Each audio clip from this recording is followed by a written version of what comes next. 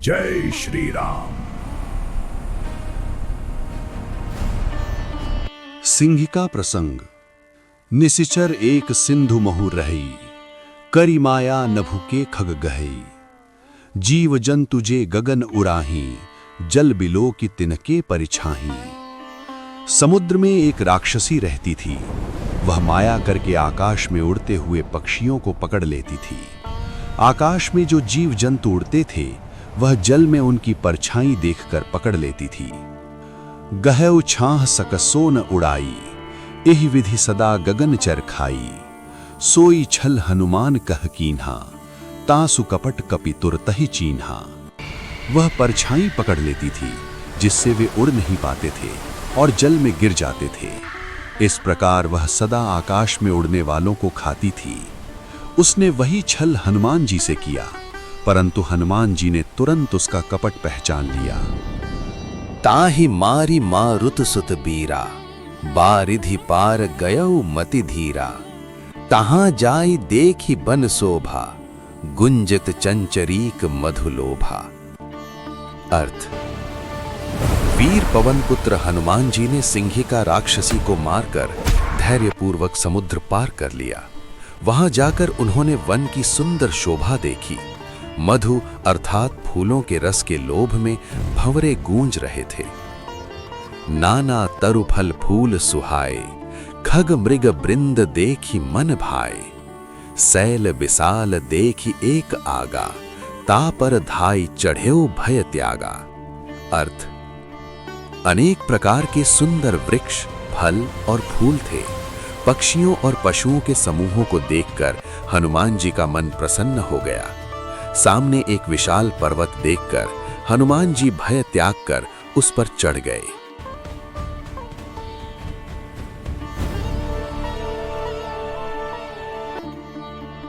उमा न कछु कपि के अधिकाई, प्रभु प्रताप जो काल ही खाई।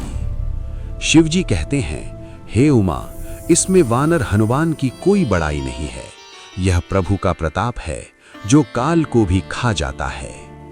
गिरि पर चढ़ी लंका ते ही देखी, कहीं न जाए अति दुर्गम भिसेखी। पर्वत पर चढ़कर उन्होंने लंका देखी। वह अत्यंत दुर्गम थी, जिसका वर्णन नहीं किया जा सकता। अति उतंग जल निधि चहु पासा, कनक कोट कर परम प्रकाशा।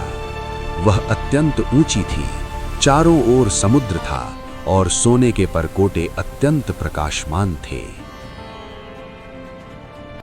कनक कोट विचित्र मणिकृत सुंदरायतनाघना, चौहट्ट हट सुबट्ट बीथी चारुपुर बहुविधि बना।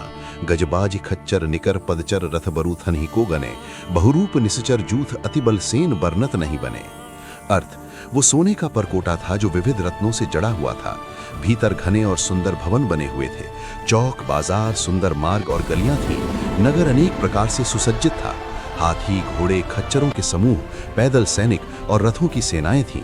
अनेक रूपों वाले अत्यंत बलवान राक्षसों की सेना थी, जिसका वर्णन करना संभव नहीं है। वन बाग उपवन बाटिका सरकूप बापी सोहहीं, नर नाग सुर गंधर्व कन्याएं रूप मुनि मनमोहहीं। कहु माल देह विशाल सैल समान अतिबल गर्जहीं, नाना अखाड़े भी रहीं बहुविधि एक एक अनहि तरजहीं। अर्थ: वन बाग उपवन बाटिकाएं, तालाब, कुएं और बावलियां सुशोभित थीं।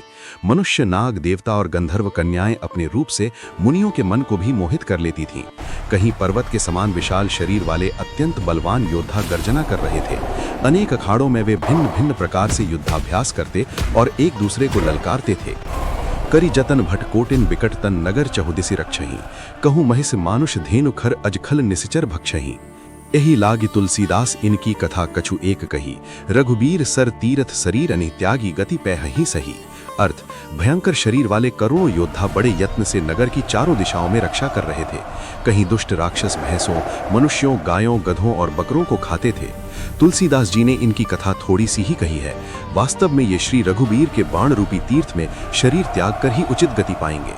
दोहा: पुर रखवारे देखी बहु कपि मन कीन विचार, अति लघु रूप धरऊ निशि नगर करऊं पैसार। अर्थ: नगर के बहुत से रखवालों को देखकर हनुमान जी ने मन में विचार किया कि अत्यंत छोटा रूप धारण करके रात के समय नगर में प्रवेश करूं।